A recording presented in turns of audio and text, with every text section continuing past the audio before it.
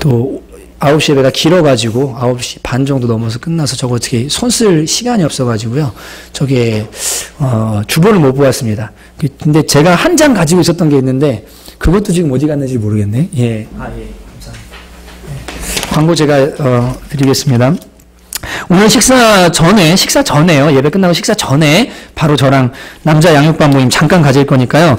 그 책 드리고 숙제 내드릴 거니까, 긴 거 아니니까, 모임 같이 하시고, 그럼 좋을 것 같고요. 중창반 모집합니다. 이게 출력이 안 되는데, 뒤에다 종이를 하나 놔둘 테니까 거기다가 중창단 하실 분들은 이름만 써주시면 돼요. 이름만 써주시면 되고요. 박철수 전도사님께서 이제 지도에서 한 달에 한 번씩 아름다운 찬양으로 우리 예배 때 이제 섬기게 해주시고 부활절 칸타타도 이제 준비를 해서 아름답게 찬양을 하려고 하니까 여러분 지원해 주시기 바랍니다. 뭐 오디션이 있을지 없을지 모르겠지만 네 너무 긴장하지 마시고 여기 최고의 선생님이 계시니까 우리나라 유명한 선생님이잖아요. 보컬 선생님. 그러니까 잘 배우셔서 노래 잘하고 싶으면 들어오시면 돼요. 유명하다 보니까 눈을 동그랗게 뜨시는 분도 계시는데 홈페이지 들어가셔서 CS 보컬 박철수 원장 이렇게 치시면 네, 인터넷에 도배가 돼 있습니다.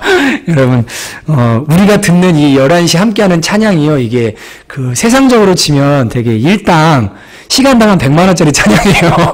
여러분, 우리 중창단에 함께 하셔서 진짜로 같이 하나님 찬양하는데 아름답게 찬양하실 수 있으면 좋겠습니다. 월드쉐어 아동후원 작정하신 분 10분 계신데요. 그거를 연락을 해서 팩스를 보냈더니 후원 약정서를 스캔을 해가지고 보냈어요. 그래서 여기다가 다 기록을 해서 아예 보내주시면 좋겠다고 우편으로. 그래야 자기들 업무가 더 편할 것 같다 그래서 뒤에다가 11장 준비를 해놨습니다. 그래서 가셔가지고 오늘 그냥 다 써주시고요. 작정하신 분들 계시죠? 그러면 그거 쓴 대로 가면 이제 아이들을 연결을 해주실 겁니다. 그래서 그거 뒤에 경대에다가 비치해놨으니까 후원 약정서를 기록해 주시면 감사하겠습니다. 이번 주 금요기도에는 유아실에서 있고요. 최진희 사모 제 아내가 인도하게 될 겁니다.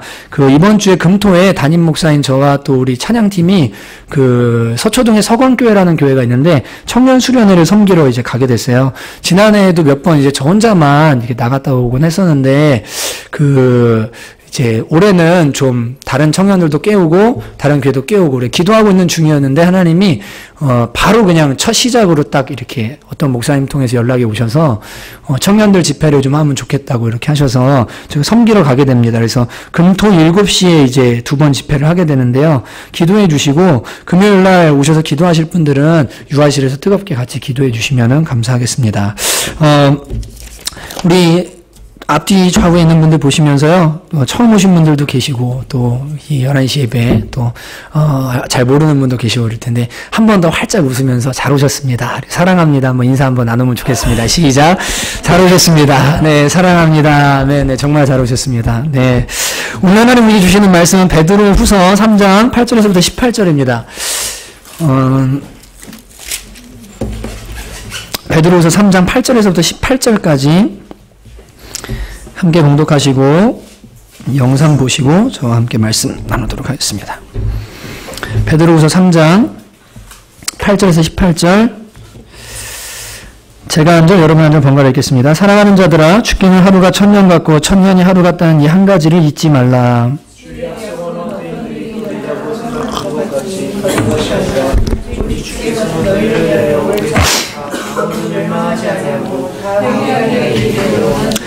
그러나 주의 날이 도둑같이 오리니 그날에는 하늘이 큰 소리로 떠나가고 물질이 뜨거운 물에 풀어지고 땅과 그 중에 있는 모든 일이 드러나리로다.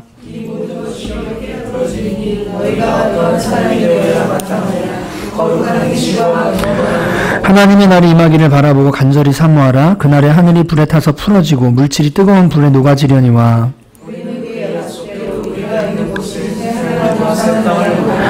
그러므로 사랑하는 자들아 너희가 이것을 바라보나니 주 앞에서 점도 없고 흠도 없이 평강 가운데서 나타나기를 힘쓰라.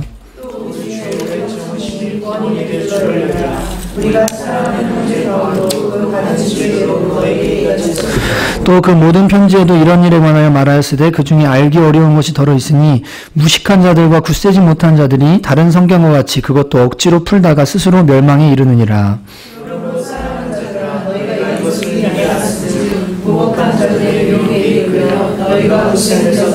함께 읽습니다. 오직 우리 주 곧 구주 예수 그리스도의 은혜와 그를 아는 지식에서 자라가라. 영광이 이제와 영원한 날까지 그에게 있을지어다. 아멘. 우리 영상 하나 8분짜리인데요. 함께 보시고 그 다음에 말씀 함께 나누도록 하겠습니다. In 2005, an arrangement between Canada, Mexico, and the United States was made. This arrangement, unannounced to the public, unregulated by Congress, merges the United States, Mexico, and Canada into one. In fact, there is only one mainstream reporter who is actually heard of and has had the courage to cover this issue. The Bush administration's open borders policy and its decision to ignore the enforcement of this country's immigration laws is part of a broader agenda. President Bush signed a formal agreement to go in the United States as we know it, and he took the step without approval from either the U.S. Congress or the people of the United States. It's a deal that few have even heard of. It's being done again by very few people at the very top on behalf of the investment class, but the working class of people, political officials across our country from communities, from cities and so forth, they don't know anything about this. This isn't some trade agreement. It is a total removal of sovereignty from these countries, which will also result in a completely new currency called the Amero. Apart from that, I think one thing people who are dollar-based need to focus on is the Amero. That's the one thing that nobody's talking about, but I think is going to have a big impact on everybody's life in Canada, the U.S., and Mexico. The Amero is the proposed new currency for the North American community, which is being developed right now between Canada, the U.S., and Mexico to make a borderless community, much like the EU, and the dollar, Canadian dollar, U.S. dollar, and the Mexican peso replaced by the Amero. By default of this agreement, the American Constitution will eventually be obsolete. You would think that a situation like this would be on the cover of every major newspaper.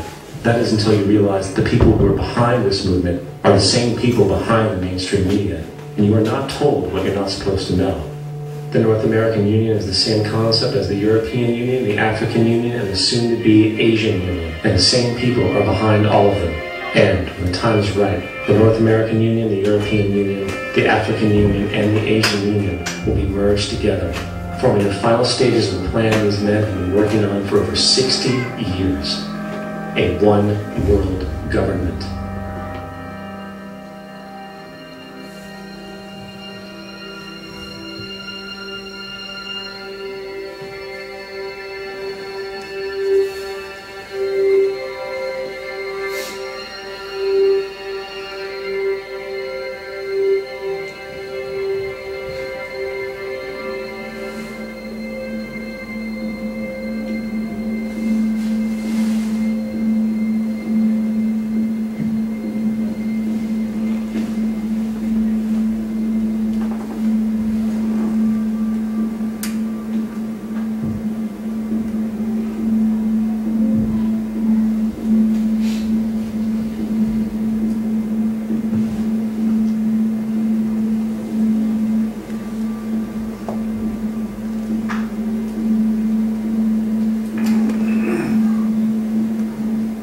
One bank, one army, one center of power. And if we have learned anything from history, it is that power corrupts, and absolute power corrupts absolutely. This is Aaron Russo, a filmmaker and former politician. To his left is Nicholas Rockefeller of the infamous Rockefeller banking and business dynasty. After maintaining a close friendship with Nicholas Rockefeller, Aaron eventually ended the relationship, appalled by what he had learned about the Rockefellers and their ambitions. I got a call one day from an attorney woman I knew, and she said, "Would you like to meet one of the Rockefellers?" I said, "Sure, I'd love to." And we became friends, and he began to divulge a lot of things to me. So he said to me one night, he said that there's going to be an event there, and out of that event, you're going to see we're going to go into Afghanistan. So we run pipelines from the Caspian Sea. We're going to go into Iraq to take the oil and establish a base in the Middle East. And we're going to go into Venezuela and try and get rid of Chavez. And the first two they've accomplished. Chavez they didn't accomplish. And so you're going to see guys going to caves looking for looking for people that they're never going to find. You know, he was laughing about the fact that you have this war on terror. There's no real enemy. He's talking about how by having this war on terror, you can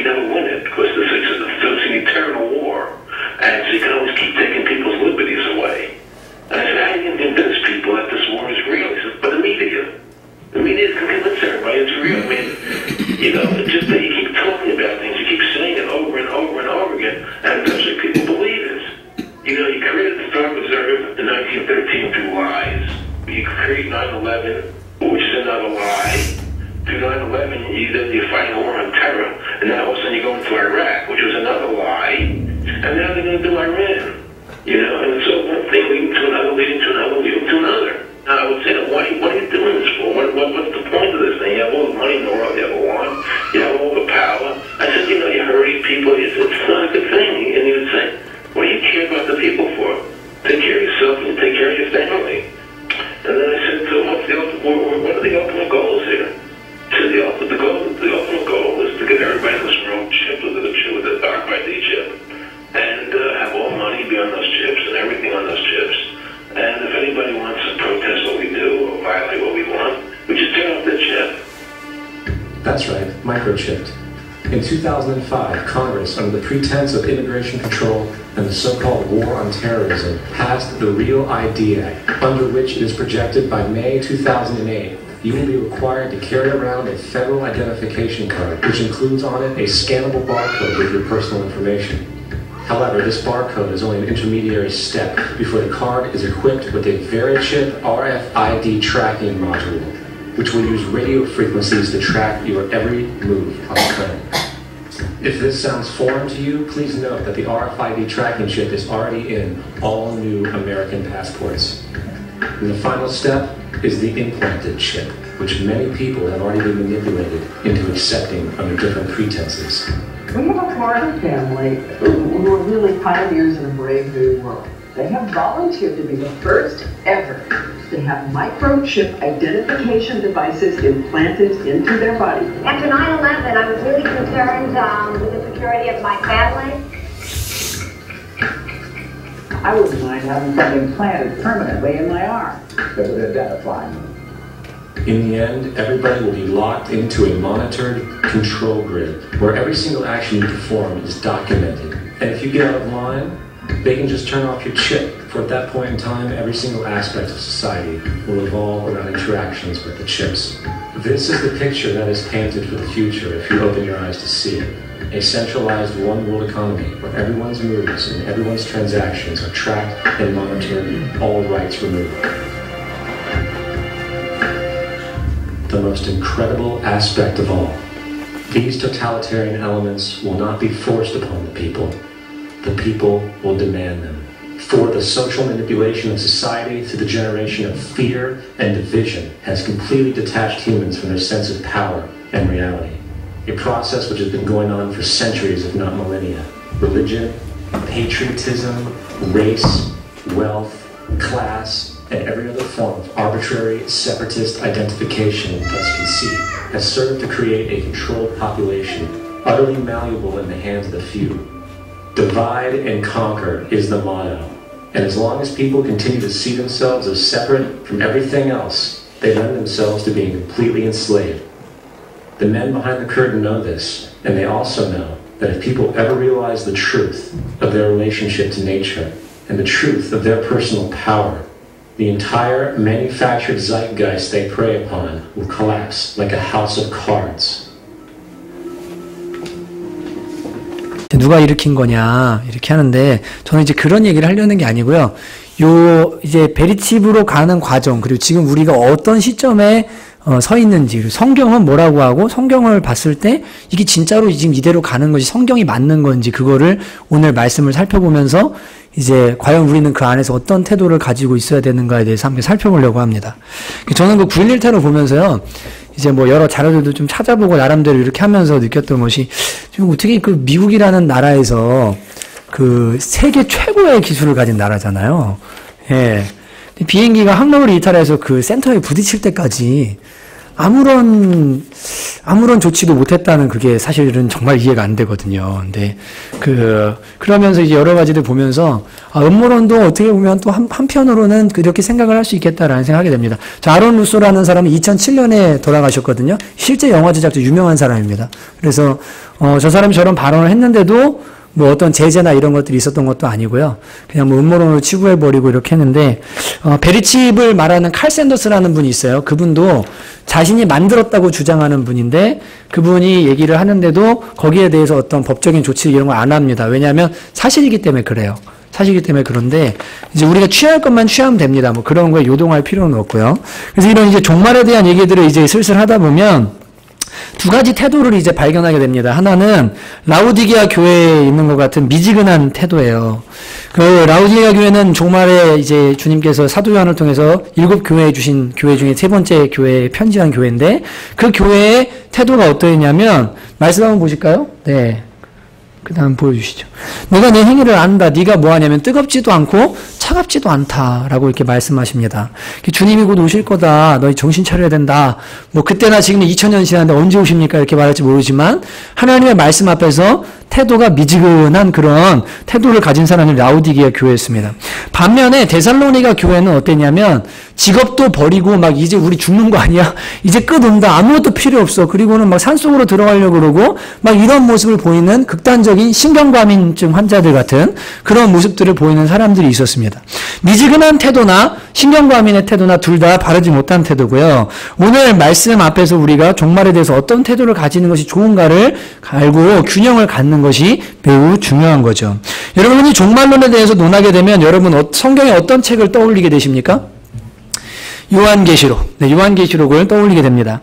요한계시록을 읽어보신 분 혹시 계십니까? 네. 예, 얼마 안 계시죠? 네. 근데 잘 안 읽는 이유가 뭘까요? 어렵죠, 그죠? 무섭고, 예, 무섭다. 이게 우선 어려운데, 이게 잘못 풀다가, 오늘 베드로후서 3장에도 나오지만, 뭐라고 합니까? 무식한 자들과 굳세지 못한 자들이 다른 성경과 같이 그것을 잘못 풀다가 멸망에 빠졌다고 말합니다. 그러니까 무식한 자들은 성경을 제대로 해석할 수 있는 능력이 없는, 그래서 어디 읽다 그냥 하나 딱 걸렸는데, 와, 이건 봐봐, 이러면서 그냥 그거 하나 붙드는 사람들.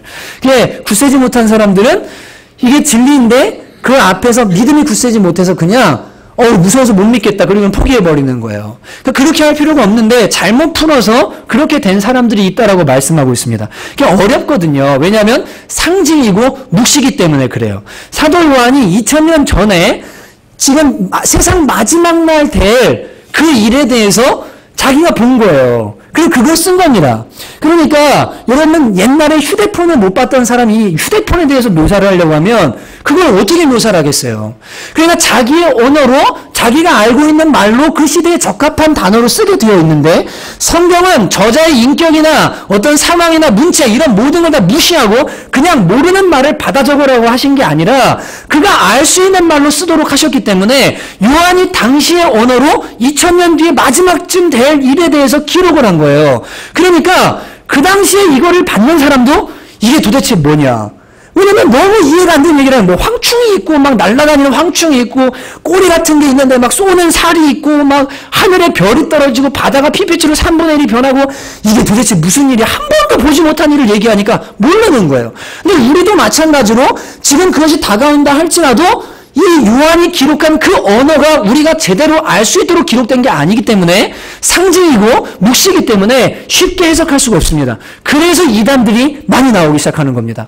그러니까 이단이 하도 많이 나오다 보니까 요한계시록은 어렵다. 그리고 건드리면 무조건 이단이다라고 생각을 하게 된 거예요. 1994년에 다미선교회 기억하시죠? 이장림 씨. 그때 시청에서 돈 뿌린다고 그랬잖아요. 자기들은 100억 넘는 돈을 뒷돈으로 다 빼돌려 놓고 성도들 헌금 다 받아가지고 종말한다고 가르쳐가지고 시청에서 돈 뿌린다고 해서 사회적인 물이 일으켰던 여러분 기억하실 겁니다. 그때 제가 그러니까 젊죠. 네. 그때 고3이었는데 친구들이랑 대학 갈 필요 없다. 우리 가가지고 거기 파리채인가 그 잠자리채 있잖아요. 그거 가지고 이렇게 돈 받으러 가자 그러고 막 그랬던 기억이 나요. 10월 29일이었나요? 27일이었나요? 잘못된 종말론 때문에 그렇습니다.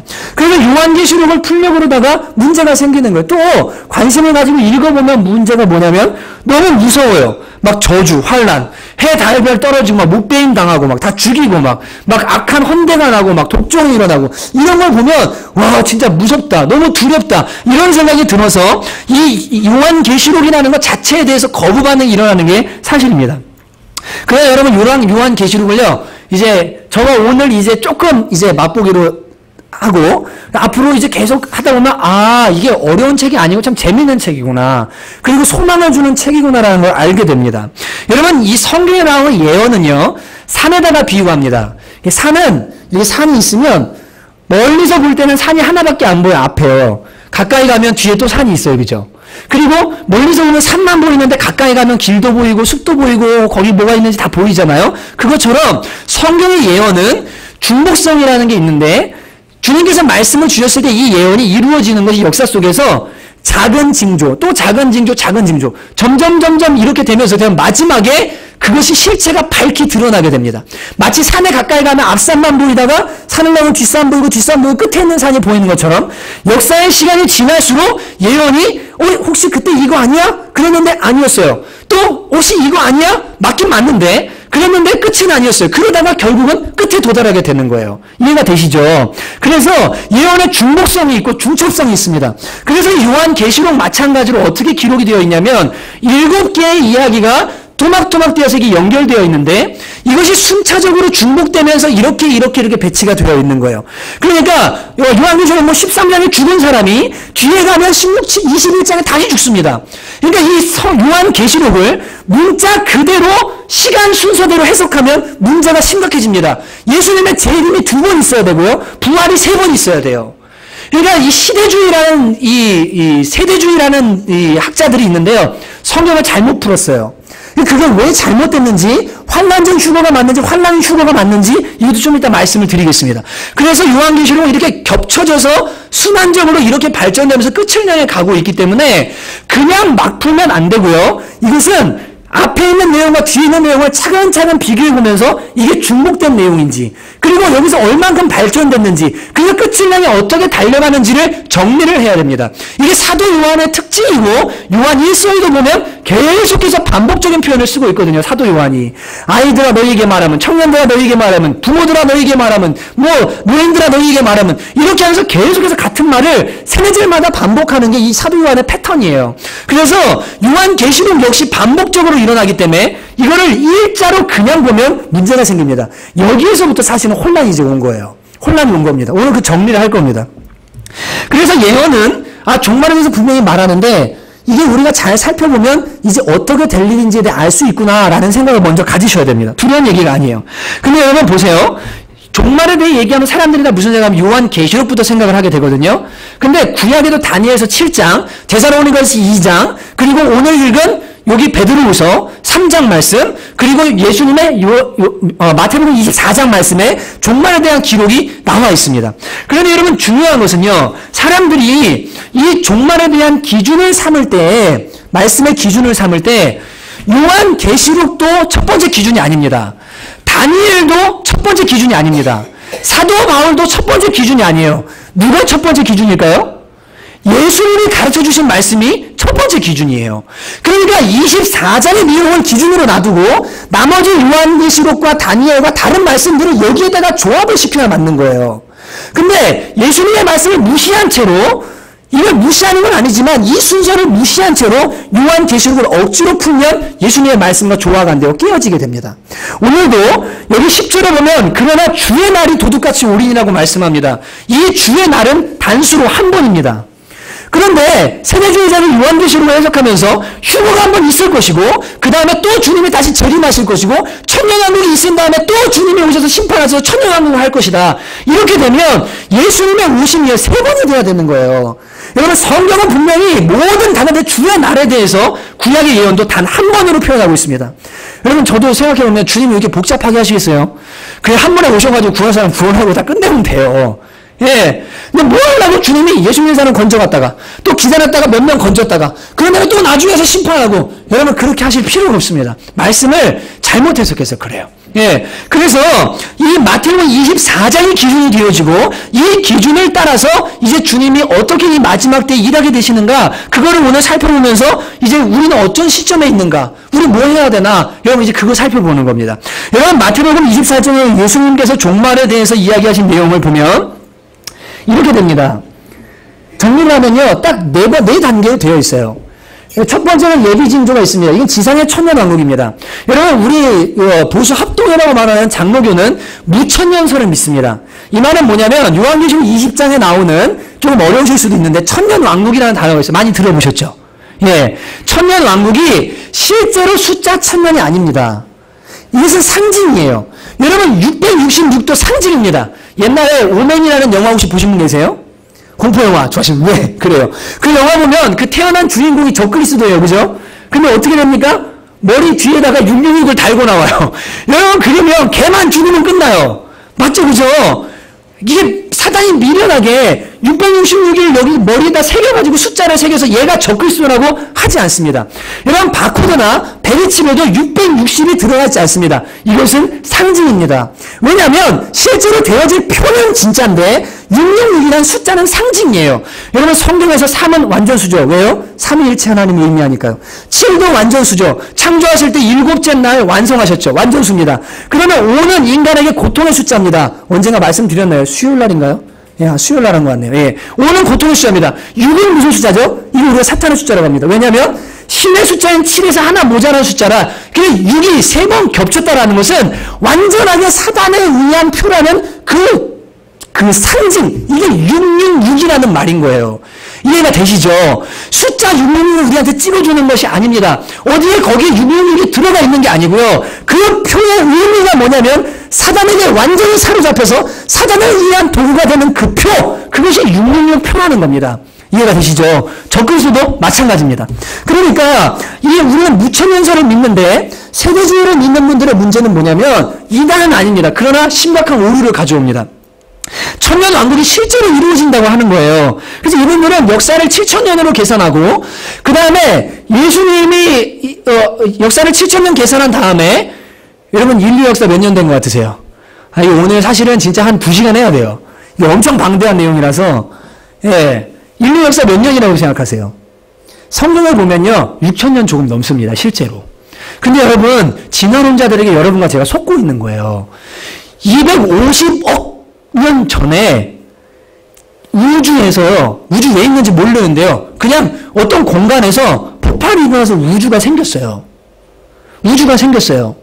그리고 35억 년 전에 어떻게 됐냐면 지구가 생겼어요. 그냥 생겼어요. 원인 몰라요.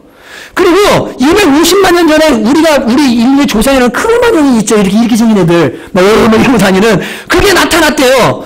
그러더니 그게 점점 진화해서 우리가 됐고, 6000년을 지나면서 6000년 전부터 문자가 생기면서 선사시대라고 말하죠. 그때부터 인류의 역사가 발전되었다라고 말하는 게 진화론의 가르침입니다. 여러분, 근데 과학자들이 뭐라고 하는지 아십니까? 지구 내부 있지 않습니까? 지구 내부에 대한 지식은 10%도 못 갖고 있습니다. 우주는 지금도 빛의 속도로 발전하고 확장되고 있고요. 여러분, 이 땅에 발붙이고 있는 지구도 알지 못하는 인간이요, 250억 년 전의 이야기를요, 이게 진리라고 말한 거예요. 그걸 사람들이 믿었다니까요. 여러분, 그 진화를 사람들이 믿는다니까요. 여러분과 제가 원숭이가 우리 조상이에요. 여러분, 근데 종간 이동이 있습니까? 없습니까? 없습니다. 유전학적으로 불가능합니다. 원숭이가 인간이 되는 것을 우리가 종간 이동이라고 말하는데 종간 이동 못 일어납니다. 포유류가 양소류가 되거나 양소류가 혹은 무슨 포유류가 되거나 이런 일은요 절대적으로 불가능해요. 근데 진화론은요 이게 지금 양소류가 나중에 땅으로 올라가서 무트로 올라가서 포유류가 되고 그리고 인간 영장류가 되고 이렇게 됐다는 거예요. 여러분, 이게 가짜라니까요. 인간 역사는 성경에 나오는 대로 6000년이 맞습니다. 성경 기록을 보면. 그래서 일반 과학에서도 인류 역사가 발전된 게 6000년 전부터인 것 같다라고 하는 이유가요, 다른 게 아니라 성경이 그렇게 기록했기 때문에 그때부터 인간이 살았으니까. 그러니까 인간이 그때부터 있었으니까 인류가 그때부터 발전된 거예요. 이게 성경의 진리입니다. 여러분, 그런데 이 세대주의자들이 7000년으로 계산을 해서 어떻게 했냐면 6000년 뒤에 1000년 왕국이 이루어질 거다, 이 땅에. 라고 이제 계산을 한 거예요. 그럼 여러분, 이렇게 될 때 문제가 뭡니까? 이분들은 숫자를 그대로 받아들이는데 상징이 아니라 7년 대환란도 숫자 7년으로 해석합니다. 그리고 천년왕국도 숫자 1000년으로 해석하는데 문제는 뭐냐면 요한계시록 14장에 나오는 14만 4천 명의 구원받는 사람들 있잖아요. 그거는 숫자로 해석을 안 해요. 왜냐면 전 인류에 구원받는 사람이 14만 4천 명이라면 너무 작잖아요. 맞죠? 그러니까 해석이 안 되니까 그거는 상징이라고 하는 겁니다. 예수님의 12제자와 그 다음에 이스라엘 12지파 있잖아요. 그래서 구약과 신약에 구원받은 사람 곱하면 144가 됩니다. 그리고 14만 4천이라는 것은 천이라는 숫자 완전수를 붙여서 구원받은 모든 인류를 상징하는 숫자인데 그 숫자만큼은 상징으로 해석하고 나머지는 실제로 받아들입니다. 그러니까 성경 해석에 지금 뭐예요? 일관성이 떨어지는 거예요. 그래서 이분들이 주장하는 게 뭐냐면 이제 이 네 가지를 좀 이따가 자세히 말씀을 드리겠지만 환난 전 휴거에 대해서 얘기를 합니다. 이 측면 대환란 극심한 환난이 오는데 그 환난 전에 우리가 휴거되게 될 것이다라는 걸 주장하는 분들이 세대주의자들이라고 우리가 이제 말을 합니다. 근데 이 세대주의자들과 수정주의자들과 여러 사람들이 있는데요. 이 사람들 중에요. 3년만 전 3년만 환난 다음에 구원받는다. 휴거되고 예수님 7년 뒤에 오신다. 뭐 아니면 끄트머리 온다. 많은 이론들이 있습니다. 근데 중요한 건 뭐냐면요. 저도 극심한 환난이 오잖아요. 그러면 환난 전에 휴거가 됐으면 하는 바람은 있어요. 근데 이 신앙이 매우 문제가 있어요. 왜냐하면 이런 환난을 피하는 게 하나님의 사랑입니까? 말씀해 보십시오. 환난을 피하는 게 하나님의 사랑입니까? 환난을 피해야만 내가 구원받은 백성이고 무조건 나는 환난을 당하면 안 됩니까? 여러분 그게 성경이 말하는 겁니까? 그럼 초대교회 목배임당해서 죽은 사람들, 토대 켜서 죽은 사람들, 사자밥돼서 육신이 다 찢어진 사람들 다 어떻게 합니까? 그때도 박해가 있었는데요. 환난을 피하려고 하는 것이 우리 신앙의 목표가 아니에요. 근데 이 세대주의의 문제는 뭐냐면 환난 전 휴거를 강조함으로 인해서 사람들에게 환난에 대한 두려움과 이 환난 전에 어떻게든 간에 구원받아야 된다는 새로운 율법주의를 만들어주게 됩니다. 그래서 하나님을 사랑하고 그분을 위해서는 불 가운데도 들어가겠다. 이렇게 주님 사랑한다. 나에게 십자가이신 주님, 저도 생명 드립니다. 이런 사랑이 아니라 오늘은 지금 내 앞에 닥치는 이 환난이 싫은 거예요. 이거 피해야 되는 거예요. 여러분 그래서 이렇게 되는 신앙은 하나님과 인격적인 관계, 사랑의 신앙이 아니라 율법의 신앙이고 환난을 피하고자 하는 신앙이기 때문에 이 신앙이 결코 우리에게 득이 되지 않습니다. 또한 환난 전의 휴거가 실제로 안 일어났다고 치자고요. 일어나면 다행인데 난 열심히 환난 전에 휴거되려고 막 주님 섬겼어요. 근데 환난 전 휴거 안 일어났어요. 그럼 어떻게 하실 거예요? 하나님 안 살아계셔. 뭐야 내가 지금 열심히 했는데 이건 어떻게 되는 거야? 여러분 그때요 도리어 이 세대주의 때문에 배도하는 사람들이 늘어나게 되어 있어요. 그래서 성경이 말하는 바대로 예수님의 말씀대로 믿으면 환난 후에 한 번의 휴거와 재림이 있는 것이 맞다는 것을 우리가 알게 되고 이것이 우리 신앙에 유익이 된다는 것을 알게 됩니다. 여러분 정말 부탁드리는데요. 그분들이 이단은 아닙니다. 그러나 환난 전 휴거가 성경이 확실하게 말하는 바는 분명히 아닙니다. 분명히 아니에요. 그렇기 때문에 헛된 소망을 갖지 마세요. 그냥 환난 당하겠구나 라고 생각을 하시기 바랍니다. 그래도 주님은 여러분과 저를 구원하실 수 있는 능력이 있습니다. 믿으시죠? 여러분과 제가 이 나중에 이제 대환난 속에서 죽잖아요. 그럼 믿음 지키다 죽으면 천국 가는 거예요. 자녀들도 부모의 믿음 따라서 같이 헌신되어지잖아요. 애가 아파서 베리침 안 받아서 의료행위 못해요. 병원 못 가서 애가 죽었어요. 천국 갑니다. 그게 유아세례의 개념이에요. 부모의 믿음을 따라 자녀들도 구원받도록 하는. 왜냐하면 얘네들은 자기의 판단으로 뭐 할 수 있는 게 아니니까요. 애가 아픈데 아빠 나 이거 받을 거야 할 수가 없잖아요. 그러니까 부모가 어려서 안 받게 하잖아요. 그러면 얘가 병원을 못 가기 때문에 나중에 그런 일이 생겨도 얘는 부모의 믿음을 따라 구원을 받게 되는 줄로 여러분 믿으시기 바랍니다. 이제 표에 대해 결론을 내리겠지만 나중에 뒤에 예수님 주시는 표, 문세례, 성령세례 표가 있어요.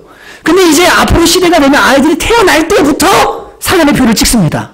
그때 거부하잖아요. 그럼 이 아이는요 사단의 표가 아니라 예수님의 표를 가진 아이가 되는 거예요. 구원이 되는 거예요. 여러분 그래서 우리가 진짜로 이제 천국과 지옥 그리고 하나님의 은혜 그분이 계신다 이런 거 확신하면 여러분 환난 가운데 어떻게 해야 될지를 분명하게 알게 됩니다. 이제 그 부분들을 자세히 이제 나누려고 하는 거예요. 그러니까 여러분 정말 이 세대주의가 말하는 전천년설 환난 전 휴거 이 부분에 대해서 이제 그냥 마음을 내려놓으세요. 제 아내도 겁이 많아요. 그래가지고 이 종말에 대한 공부를 막 하다가 저한테 맨날 와가지고 이제 집에서 오빠 그러니까 오빠 저기 뭐야 어떤 분은 3년만 있다가 휴거된다고 그러는데 쓸데없는 소리 하지 마 그냥 끝까지 통과한다고 믿어. 아니 끝까지 통과하려고 그러면 주님이 중간에 건져주시고 얼마나 감사해요. 안 그래요? 나는 환난 중에 이제 죽는구나 그러는데 주님이 그 전에 건져주셔요. 그러면 감사하죠. 근데 건져줄 줄 아는데 안 건져줘. 그러면 어떻게 해요? 그냥 환난 전 휴거 아니라 환난 후 휴거. 성경이 그거 말하니까 그대로 믿으면 된다. 라고 이렇게 얘기를 하게 됩니다. 여러분 겁먹지 마시기 바랍니다. 근데 이제 오늘 좀 듣다 보면 좀 겁이 나실 거예요. 근데 주님과 함께하면 절대 겁 안 납니다. 여러분 보십시오. 그러면 이제 이 천년 왕국이 어떻게 이루어지고 마지막에 어떻게 되는 겁니까? 이 네 가지 단계가 있는데요. 여기 보면 제가 그 위쪽 다시 앞에 두 번의 천년 왕국을 써놨습니다. 우리 무천년설을 믿는 성경에 말하는 개념은 사단의 결박이 요한계시록에 나오는 사단의 결박이 주님이 한 번 더 오셔서 사단을 묶어놓는 게 아니고요. 이미 예수님이 초림하셨잖아요. 이 땅에 인간으로 오셨잖아요. 그 십자가에서 그분이 죽으시고 부활하셨습니다. 그때 사단의 머리가 깨어졌습니다. 창세기 3장 15절에 말하는 것처럼 여자의 발꿈치를 내가 상하게 하고 여자의 후손은 뱀의 머리를 상하게 할 것이라는 그 말씀이 십자가에서 이루어져서 사단이 실제로 지금 결박되어 있습니다. 이건 믿으시기 바랍니다. 지상의 천년 왕국이요 이미 이루어진 거예요. 이제 말씀드렸죠. 요한계시록은 계속해서 반복이라고요. 이게 앞으로 될 일만 아니라 이미 된 일에 대한 것들이 한꺼번에 지금 중첩되어서 나온다고 말씀드렸어요. 그래서 지상의 천년 왕국이요 이미 예수님 때부터 시작이 된 거예요. 이걸 우리가 복음 시대라고 말합니다. 복음이 펼쳐져 나가고 복음이 전파되면서 이 땅에 하나님의 나라가 천년 왕국이나 하나님의 나라가 영원한 나라가 우리 속에 지금 이루어졌잖아요. 교회를 통해 이루어지고 역사 속에 이루어진 거예요. 이게 마지막에 네 번째 예수님의 재림과 함께 이루어지는 것은 이제 모든 악한 것들과 죄인들 다 멸하시고 영원토록 쉬하지 않는 새하늘과 새 땅이 임하는 그때 이제 완전한 천년 왕국, 완전한 주님의 나라가 임하게 되는 겁니다. 그러니까 천년 왕국은 이 땅에 있다가 딱 끝난 다음에 천년 왕국 시작, 그 다음 주님 나라 이런 게 아니라 예수님의 십자가에서부터 이미 출발이 되었어요. 시작이 되어서 계속적으로 이 땅에 이어지다가 마지막 날 어떻게 되냐면 천국에서 영원토록 누리게 되는 나라, 이게 천년 왕국의 개념입니다. 이해가 되시죠? 그래서 첫 번째가 어떻게 되냐면 지상의 천년 왕국, 복음 시대가 이루어집니다. 그리고 그 다음 두 번째 예비 징조로 이따가 말씀드릴 네 가지 일들이 일어나게 되는데 그 일이 일어난 다음에 마지막 대징조라는 것이 일어나고 그 다음에 주님이 재림하시게 됩니다. 이게 마태복음 24장에 말씀하신 예수님의 가르침이에요. 사도들은 더하거나 빼거나 하면 안 된다고 그랬고 이대로 하라고 했습니다. 그러니까 더하면 안 돼요. 그냥 예수님의 가르침을 기준으로 해서 이제 다른 걸 맞춰가면 됩니다. 첫 번째 예비 징조 복음 시대입니다. 여러분 십자가와 동시에 사탄의 결박이 나고 복음이 만민에게 전파되는 때 그게 복음 시대입니다. 이 끄트머리에 이제 두 번째 예비 징조인 대배도 대환란 그리고 적그리스도의 통치 그 다음 여러 가지 함께 일어나는 징조들이 일어나게 됩니다. 그러니까 지금 우리가요 복음 시대 이제 끝자락에 와 있어요. 끝자락에 와 있습니다. 이걸 어떻게 알 수 있냐면 예수님께서는 제자들에게 뭐라고 하셨죠? 너희가 성령을 받아 권능을 받아서 땅끝까지 유대와 사마리아와 예루살렘과 온 유대와 사마리아 땅끝까지로 내 뭐가 되라고요? 증인이 되라고 하셨거든요. 그 땅끝까지 복음이 전파된다고 하셨고 예수님도 땅끝까지 복음이 전파될 그때 종말이 올 것이다 라고 주님께서 말씀을 해주셨습니다. 그러면 땅끝이 뭐냐라고 할 때 문제인데 땅끝을 복음을 듣지 못한 사람들이라고 우리가 생각합니다. 그래서 아프리카 미전도 종족 또 뭐 어디 이슬람권 혹은 뭐 저기 예수님 모르는 사람들 오지에 있는 사람들 다 땅끝이에요. 근데 여러분 지금 땅끝은 이제 없습니다. 복음이 안 들어간 지역은요 지구상에 없습니다. 과학이 발달되고 교통이 발달되면서요 이제는 복음이요 모든 민족 모든 족속에 다 들어갔어요. 근데 여기서 또 하나의 문제가 생기는데 이스라엘의 회복이라는 문제가 생깁니다. 많은 사람들이 이스라엘 나라가 민족적으로 회심을 하게 될 때 온 나라가 다 주님께로 돌아오게 될 때 그게 땅끝에 복음이 증거되는 거다라고 생각을 하는데 여기에도 문제가 있습니다. 로마서 11장을 보면 그 해석의 문제가 이거거든요. 한번 읽어보시겠어요? 시작.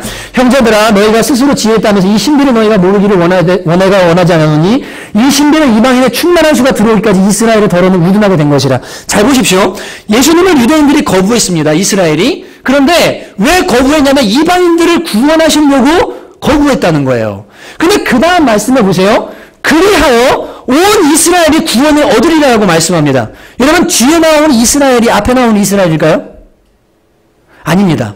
여기 나오는 온 이스라엘의 말은 앞에 이방인의 충만한 수가 들어와서 구원받게 되어진 믿는 모든 무리들 영적 이스라엘을 온 이스라엘이라고 표현하고 있습니다. 다시 한번 잘 읽어보세요. 이방인의 충만한 수가 들어오기까지 이스라엘의 더러움을 우둔하게 된 것이라. 그리하여 온 이스라엘의 구원을 받으리라. 여러분 만약에 이스라엘을 민족 이스라엘로 해석하면 해석이 매끄럽지가 않습니다. 그죠? 이방인의 충만한 수가 들어오기까지 이스라엘이 미련하게 됐는데 그래서 이스라엘이 구원받게 될 것이다. 여러분 이게 지금 말씀이요. 논리가 안 맞는 거예요. 제가 무슨 말씀인지 이해가 되시죠? 그래서 이 온 이스라엘의 말은 다른 게 아니라 바울은 한 번도 복음 안에서 이스라엘의 구원과 이방인의 구원을 구분한 적이 없어요. 로마서 1장 16절에도 내가 복음을 부끄러워하는 이 구원은, 이 복음은 이방인, 헬라인이나 유대인이나 누구에나 차별 없이 주시는 구원이라고 말하고 있습니다. 그래서 이스라엘을 따로 구분하지 않아요. 그래서 여기 나온 온 이스라엘은요, 민족적인 이스라엘 전부가 돌아오는 게 아니라 구원받는 사람들 전체를 의미합니다. 바울은 늘 그렇게 이스라엘이라는 표현을 사용했어요. 그런데 여러분 보세요. 지금 유대인들 속에서 1948년 이스라엘이 세워졌잖아요. 성경대로 이스라엘 나라가 세워졌습니다. 예루살렘도 회복됐습니다. 근데 거기에 성전 자리에 있던 모스크는 회복이 안 됐습니다. 다니엘서 7장에 말하는 멸망에 가증한 것이 거룩한 곳에 서거든 때가 온 줄로 알라 하신 그 말씀대로 지금 회복이 안 되고 있습니다. 근데 지금 이스라엘 안에 2만 명이 예수님을 믿는 사람들이 있다고 그래요. 그럼 여러분 사도행전 20장 21절 한번 보실래요? 21장 20절 띄워주세요. 아니 여기 읽으시면 됩니다. 같이 한번 읽을까요? 시작. 그들이 믿고 하나님께 영광을 돌리고 방울더러 이르되 형제여 그대도 보는 바 유대인 중에 믿는 자 수만 명이 있으니 다 율법의 열심을 가진 자라. 여러분 뭐라고 말합니까? 바울 당시에 바울이 선교복음하러 3차 여행 끝내고 들어갔는데요. 사도들이 뭐라고 하냐면 유대인 중에 믿는 사람이 수만 명이 있다고 말합니다. 지금보다 그때 더 많았어요. 여러분 그러니까 도리어 민족적인 회심을 기대하려면 그때 기대해야 돼요. 이해되세요? 여러분 제가 말씀드린 건 이겁니다. 이스라엘이 온 민족이 다 돌아와야 세상이 끝난다. 아닙니다. 땅끝은 그런 개념이 아니고요. 이미 유대인들에게는 사도 시대 때부터 복음이 증거되었어요. 그리고 디아스포라 유대인들에게 전 세계에 흩어져 있을 때 그들이 예수님 만난 사람 수도 없이 많습니다. 그리고 지금 민족이 회복되었는데 나라가 회복되었는데 이 나라 속에도 예수님 믿는 사람들이 수만 명이 있습니다. 여러분 제가 말씀드리고 싶은 게 뭘까요? 이미 땅끝까지 복음이 증거됐습니다. 이스라엘 전체 온 민족이 회복돼야만 땅끝이 회복되는 게 아니고요. 이미 복음이 땅끝까지 다 들어갔다는 거예요. 유대인들 안에도 이미 복음이 있다는 겁니다. 여러분 그래서 이 복음 시대가요. 이제 이스라엘이 민족이 다 돌아와야 그때가 끝이겠거냐고 열심히 복음 전하는 일을 하고 계시는데 그거 나쁜 건 아닙니다. 나쁜 건 아니에요. 세대주의 사고가 아니거든요. 나쁘진 않지만 여러분 이미 이스라엘에 복음이 들어가 있고 사도행전에 나오는 것처럼 이미 그때도 복음이 들어가 있었기 때문에 이미 복음은 땅끝까지 전파되었어요. 그러니까 복음 시대가 이미 어떻게 된 겁니까? 끄트머리에 와 있다는 걸 믿으셔야 된다는 얘기를 하고 싶은 거예요. 이해가 되시죠? 예. 그러니까 이제 헛된 기대를 갖지 마세요. 예루살렘이 회복되고 막 거기 이스라엘이 다 돌아와야 그래야 예수님 오신다. 그거 성경이 말하는 바 아닙니다. 여러분 역사 속에서 그런 회심은 한 번도 일어난 적 없어요. 정치로 사람을 종교를 믿게 해도 그 안에 진정으로 예수를 따르는 일들은 일어나지 않습니다. 왜냐하면 구원은 믿음은 모든 사람의 것이 아니기 때문에 그래요. 그래서 여러분 이스라엘의 회복을 바라보면서 민족적으로 돌아와야 끝이 날 거니까 아직은 아닐 거야 라는 이런 생각 하지 마십시오. 복음 시대는 이미 다 끝나가고 있습니다. 그리고 이 시대가 끝난 다음에 예수님 말씀 대배도 대환란 그리고 적그리스도 통치 시대가 이제 다가옵니다. 이것은요 복음 시대가 딱 끝난 다음에 자 지금부터 환란 시작 이렇게 하는 게 아니고요. 복음 시대와 함께 이 대배도 대환란의 시기가 이렇게 중첩되면서 겹쳐서 진행이 됩니다. 예, 겹쳐서 진행이 돼요. 지금 우리가 그 시대의 끄트머리 이제 살고 있는 거예요. 이 대배도라는 것은 뭐냐면 여러분 두 가지 특징을 가져오는데 안일주의와 심한 물질주의로 대변됩니다. 말세에 고통하는 때가 이르는데 사람들이 돈을 사랑하며 자기를 사랑하기를 하나님을 사랑하는 것보다 더 하는 때가 온다. 그게 말세라고 바울이 말하고 있습니다. 여러분 그러니까 이 대배도가 일어나는 이 대환란 시기의 특징은 뭐냐면 물질주의와 거짓된 안일주의가 교회 안으로 침투하게 됩니다. 심각하게 침투하게 돼요. 그래서 성경의 표현에 따르면 맷돌을 둘이 갈고 있다가 한 사람만 올라가고 한 사람은 못 갑니다. 10사람 중에 5명은 구원받고 5명은 구원받지 못합니다. 왜냐하면 잠자는 신앙, 세속에 물든 신앙 때문에 결국 구원받지 못하는 믿음으로 이 믿음을 변질시키게 되는 거예요. 혹시 추우세요? 추우시죠? 추우신 것 같아요. 히터 트셔도 되는데. 네, 추우신 것 같아요. 너무 이렇게 하고 계셔서. 네, 그렇게 됩니다. 근데 여러분 이제 보세요. 이제 이게 중요한데 성경을 볼 때 딱 시기를 말씀드린 끊고 끝 이렇게 가는 게 아니라고 말씀드렸어요. 대환란이 로마에만 3번 있었어요. 네로시대 박해 있었고요. 그 다음에 이 3차에 의한 박해들이 있어서 진짜 이때가 종말인가 할 정도로 극심한 박해가 있었습니다. 그러니까 여러분 이 박해는 아까 말씀드린 예언이 성취 마지막에 최종 성취 이렇게 된다고 했잖아요. 박해가 예수님을 믿고 있는 사람들에 대한 박해가 기독교가 시작된 이래로 계속해서 지금까지 오고 있어요. 맞죠? 북한에도 있고 중국에도 있습니다. 그러니까 이게 잘 보세요. 대환란과 대배도가 어떻게 일어나는가 하면 이렇게 일어납니다. 예수님을 인정하지 않는 국가 그리고 기독교를 반대하는 나라들 이러한 사조가 있는 곳에서는 실제적인 박해로 다가옵니다. 북한의 수용소에 사람들을 죽이고 그들을 용광로에다가 놔두고 막 이렇게 하는 실제적인 박해들이 일어납니다. 그리고 서구 사회 있잖아요. 이 자유주의를 가지고 있고 민주주의를 가지고 있고 종교를 내 마음대로 결정할 수 있는 데 있잖아요. 여기 사단이 박해를 통해서는 안 돼요. 그러니까 어떻게 하냐면 물질주의와 안일주의를 통해서 배도시키는 거예요. 이 복음이 지난 금요일인가 말씀드렸는데 강도신학과 그 다음에 성공신학이 있습니다. 여러분 이게 뭡니까? 이 땅에서 성공해야만 내가 믿음이 좋은 거라고 생각하는 거예요. 강도신학은 뭡니까? 내가 죄짓고 뭐하든 상관없어요. 예수님이 십자가에서 죽으실 때 우평강도 잠깐 구원받았다 하면 구원받는 것처럼 죽기 전에 회개하면 되지 라고 하는 이 강도신학 이거 가지고 사는 거예요. 이 땅에서 무슨 죄를 짓든 뭐라든 상관없어요. 주님과 상관없이 그냥 성공만 하면 돼요. 그리고 죽는 날 내가 회개하면 되지. 그러면 천국 갈 텐데 이 복음의 이 가짜 복음이 성공의 신앙과 교회를 완전히 망가뜨립니다. 그래서 안일하게 만들고 사람들한테 세상의 성공이 믿음인 것처럼 추구하도록 만드는 거예요. 여러분 잘 보세요. 이 땅에서 돈 벌고 이 땅에서 좋은 집 살고 넓은 데 살면서 내가 떵떵거리며 사는 게 나의 목적이 되고 그게 나의 신이 됐어요. 그런데 적그리스도가 딱 나타나요. 그럼 뭐라고 말합니까? 베리치 받아라. 안전하다. 돈 잃어버릴 일 없다. 그리고 이거 없으면 경제매매 못한다. 여러분 어떻게 하시겠습니까? 물질주의에 물들어있는 사람들은요 반드시 베리칩을 받도록 되어 있습니다. 왜냐하면 자기가 이미 세상에 속해 있기 때문에 그래요. 이거 포기할 수 없거든요. 그래서 사단이 환난만 가지고 하는 게 아니에요. 이 배도는요 그냥 너 죽어 그랬을 때 나 안 믿을게요 이런 차원이 아니라 이미 우리 안에 뭐가 일어나고 있냐면 이 물질주의와 세속주의로 인해서 사단이 주는 배도가 심각하게 일어나고 있는 거예요. 겉은 똑같지만 속에 이미 배도가 일어나고 있어서 적그리스도가 나타나는 것은요 대환난과 대배도의 방점을 찍는 겁니다. 그냥 이해가 되십니까? 이미 대환난과 대배도는 시작되었고 그 안에 우리가 있는데 적그리스도가 딱 나타나서 아까 보셨죠? 뭐 하냐면 베리칩이 이제 가지고 나와요. 그러면서 이 베리칩이 이제 666 표가 되는데 여러 가지 증거들이 있습니다. 이걸 가지고 남아서요 666 표를 받지 않으면 너 경제매매 못한다. 경제활동 못한다. 어떻게 할래? 그러면 사람 속에 이미 뿌려진 그 물질주의랑 세속주의 때문에요 자연스럽게 어떻게 하냐면 받게 되는 거예요. 자연스럽게 받게 되는 그 일을 하는 사람이 이 적그리스도가 나타나서 아주 본격적으로 그 일을 하게 된다고 성경이 말하고 있는 겁니다. 여러분 잘 보십시오. 이 적그리스도가 나타나서 표를 주는데요. 이 표는 몸 속에다 집어넣습니다. 그리고 강제로 받게 합니다. 요한계시록 13장에 보면 부자나 가난한 자나 높은 자나 낮은 자나 작은 자나 큰 자나 나이에 상관없습니다. 전부 받아야 돼요. 그럼 여러분 역사 속에서 이런 표가 있었나 한번 생각해 보세요. 몸 안에다가 집어넣는 경제매매 수단, 몸 안에다가 집어넣는 인식표, 여러분 이런 것은요 여지껏 등장한 적이 없습니다. 맞죠? 그죠? 이건 베리칩이 첫 번째입니다. 그리고 그 안에요 경제활동이라는 요소가요 분명하게 들어가 있어요. 들어가 있습니다. 그러니까 이게 지금 이 베리칩을 통해서 이제 뭘 하냐면요 결국 좀 있으면요 나타날 거예요. 여러분 지금 보시는 것처럼 보셨지만 캐나다는 화폐 안 찍고 미국은 2014년부터 시행해서 17년까지 안 받으면 구속시키고 멕시코도 이미 시작이 되어서 북미 연합은 전부 다 베리칩으로 이제 갑니다. 유럽도 2010년에 연합 대통령이 뽑혔잖아요. 아시죠? 그 독일과 프랑스는 아예 국경을 무너뜨리고 그냥 다 이제 저기 하기로 이 연합이 일어나거든요.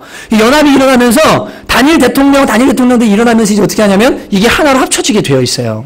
그러니까 아시아 연합 이제 과연 어떻게 될 것이냐. 뭐 그거 되려면 오래 걸리지 않을까? 근데 여러분 아까 말씀드렸지만 이 말세에 될 일은요. 꼭 세계 단일 정부가 하나로 일어나서 완전히 세상을 베리칩으로 다 박해하는 것만이 아닙니다. 왜냐하면 이슬람은 이미 기독교 박해예요. 북한도 박해해요. 중국도 박해해요. 서구 사회의 문제일 수도 있어요. 무슨 말인지 이해가 되시죠? 이 사회, 자유가 주어진 사회 속에서 사람들을 묶고 통제할 수 있는 유일한 방법, 경제거든요. 돈이거든요. 그거 가지고서 들어오면 그게 이제 우리로 하여금 뭡니까? 이게 표가 되는 겁니다. 표가 되는 거예요. 굳이 이슬람도 연합해야 되고 중국도 연합해야 다 연합해야 된다. 그렇게 안 해도 지금 이미 때가 와 있고 이미 이게 시행되어 가고 있다는 경각심을 가져야 되는 거예요. 그냥 머릿속으로 전 세계 연합? 에휴, 그게 어떻게 연합 안 될 거야. 이렇게 생각하면서 기다릴 문제가 아니라 지금 피부 앞으로 눈앞으로 지금 다가오고 있구나. 이걸 인식을 해야 됩니다. 여러분, 그래서 이 기독교권이라고 말하는 곳에서는요, 베리칩을 통한 분명한 박해가 이제 시작이 될 거예요. 나중에 극심한 박해가. 이미 베리칩과 상관없이 기독교를 박해하는 곳에선 계속해서 기독교를 박해할 겁니다. 예. 그래서 이 대박해의 시대가 민족을 초월해서 기독교라는 이름 때문에, 예수라는 이름 때문에 모든 사람이 박해받는 때, 그때가 지금 다가오고 있습니다. 다가오고 있는 거예요. 여러분, 이때 문제는 뭐냐면요, 요한계시록을 보면, 오늘 거기를 자세히 보진 않겠지만 설명드릴게요. 용이 있어요. 사람입니다. 그 짐승이 있습니다. 그리고 짐승을 따르는 거짓 선지자가 있습니다. 짐승이 만든 우상이 있습니다. 이 우상이요, 어쩌면 물질일 수도 있고요. 예, 세계 평화일 수도 있고요. 세계 정부일 수도 있고요. 우리를 안락하게 주는 그 어떤 세상의 것일 수 있습니다.